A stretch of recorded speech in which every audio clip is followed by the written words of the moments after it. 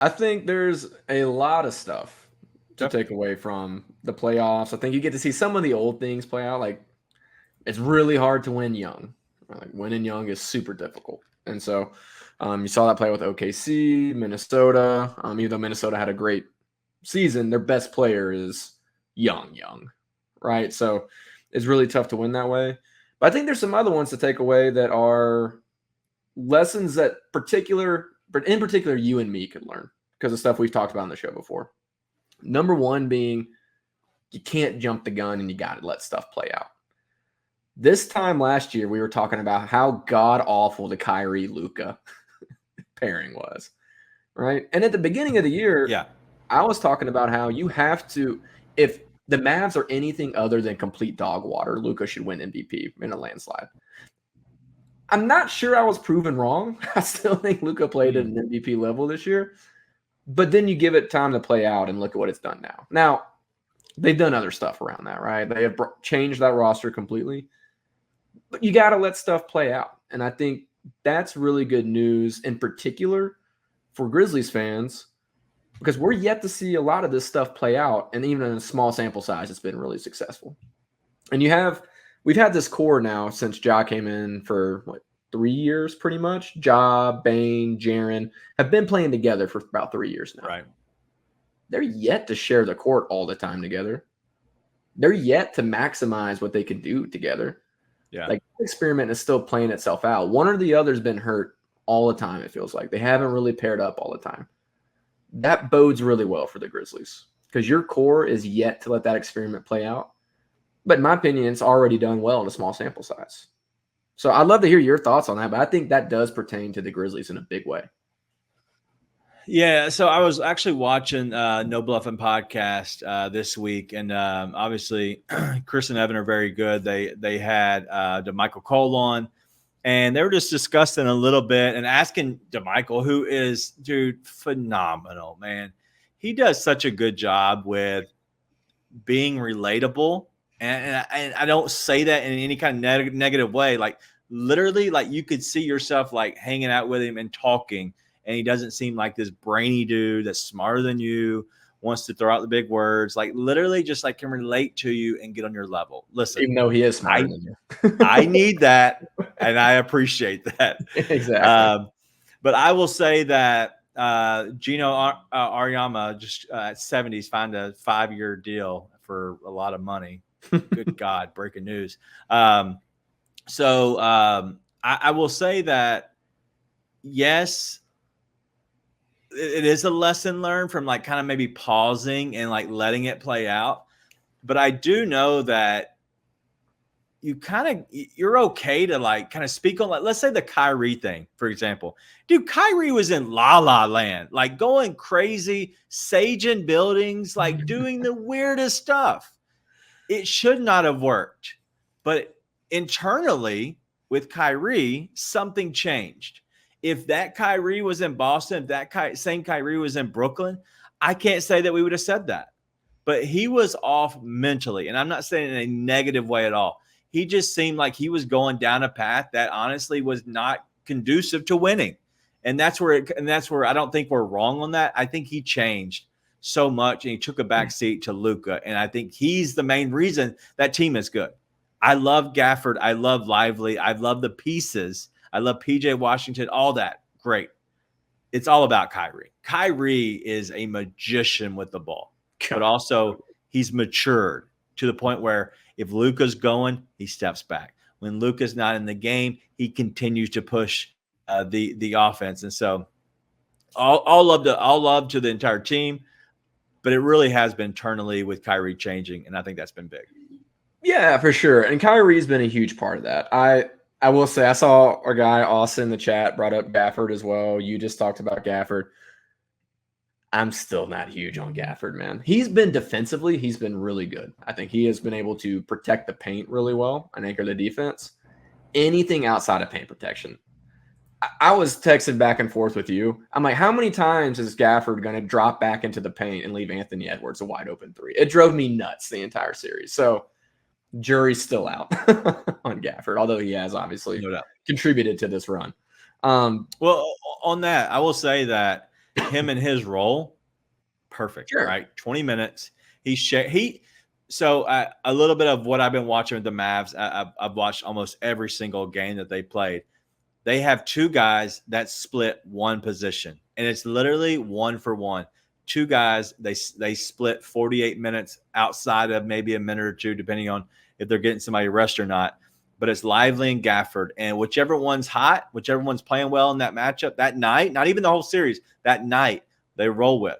Gafford is great in that role. He can play 20, he can play 25 if he needs to, but if not, like, he's okay taking a step back and only being good defensively, grabbing a few rebounds, and not being a focal point. So yes, I don't trust him, but in the role he's in, he's been pretty good.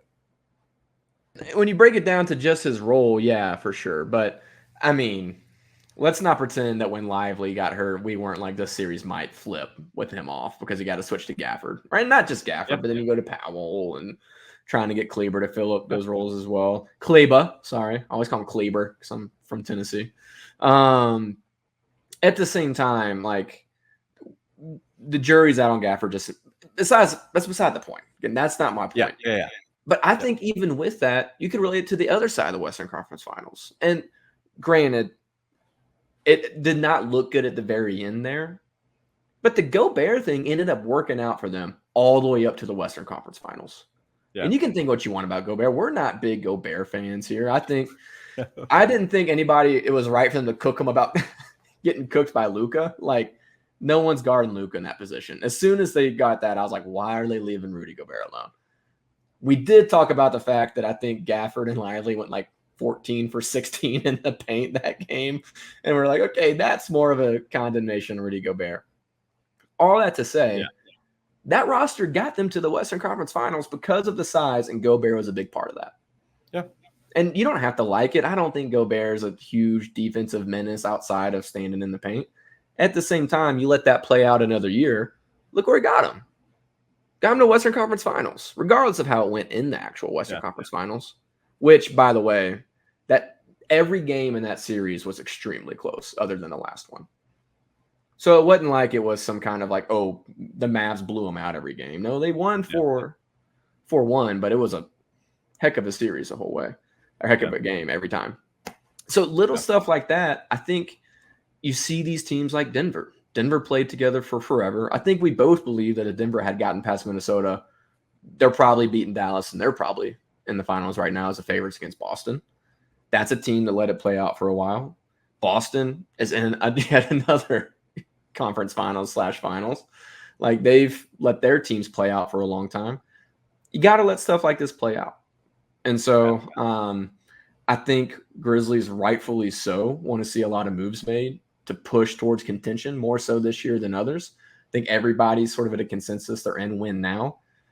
I still think at the same time, like, you got to let certain things play out, right? And for me, maybe Jaren at the center, maybe Jaren at the fives when I got to let play out that I'm not a big believer in, right? There's just little things like that. You got to see where it goes. So to be clear, I'm not a believer in Jaren at the five, but that's what I'm saying. I might be wrong. Yeah, so I listen, I'll talk on that because I listened to JaMichael today on the Bluffin', and it was him just going through a little bit of the thought behind some moves that might be made and might not be made for whatever reasons. And he says you could take 5, and he made this point. He goes, you could take 5 legends, like 5 all-star player level players, and put them on a team. And he goes, I could go get 2 amazing all-star level players and surround them with 3 really good role players and guys that really know where they are on the team. And he goes, and I promise you, we could probably beat that all-star level team because they don't know how to mesh. And so I got to thinking, like, that was revolving around Vucevic, about adding him to a team. He wouldn't love that because he needs the ball. And, you know, I agree with him completely. But if you look at Denver in a sense of last year's champion, they had Murray and then they had Jokic. You can say Porter Jr. is an all-star. I don't think he's an all-star level player at all. And you can even look at, they had Bruce Brown, and then they had some guys around the edge. They had Aaron Gordon. like pretty much of what they had this year, but there's a lot of pieces surrounding Murray and Jokic. Well, look at Boston. Like they literally are Tatum and Brown. Porzingis has been good, but he's been the X factor the whole year. And then you look at Horford, White, you can go down the list. They have a loaded team, whatever. But then the Mavs, it's Kyrie and Luka, and then there's role players everywhere that are fit into their position. So that's what I look at when I compare to the Grizzlies. You have Ja, Jaren, and Bane. That's all you need. And then you find the pieces. And I really think that's where that Kleiman is going to do his best work this year, is looking for the pieces. Is it Smart? Is it Gigi? Is it Vince? Like, who is the big that you're going to slide in? How do you mold it? I think a lot of this team can go one direction or the other, whether it's the big five or whether it is maybe going smaller with Jaren. I think it's the first move. Whenever you get that first move, well, depending on like, all right, cool, we're going to go this direction because now I can start building and making the building block go this way. So I think your lessons learned, its analogy is great to the Grizzlies. I think it's spot on. Well, and I think the biggest part of that is something that you just mentioned and we've talked about a lot. I've never wanted the big swing. It's why when they're talking about going and getting KD, I'm like, I don't love that. And it's not that I don't love Kevin Durant. Possibly the best scorer to ever play in the league. It's that, okay, the ball's going to be in Ja Morant's hands. This entire team so far has been built to optimize what you have in Ja Morant. I don't think KD does that. He's not a catch and shoot guy. He's a ball in his hands guy. Now, you could say that and then look at Luka and Kyrie and say both those guys need the ball in their hands. But I just don't think it works like that, right? Yeah. The little moves around the peripheral are what's going to bring this team together. And I think what's super exciting for Grizzlies fans is they have this core. It's reaching a point where they're getting to their prime and their maturity. At the same time, you have a billion different pathways to bring in role players to optimize what you have now. And there's draft, trades, free agency signings. They have a lot of moves they can make. And a lot of them are really great moves. So I think it's super exciting offseason for Grizz fans in that regard.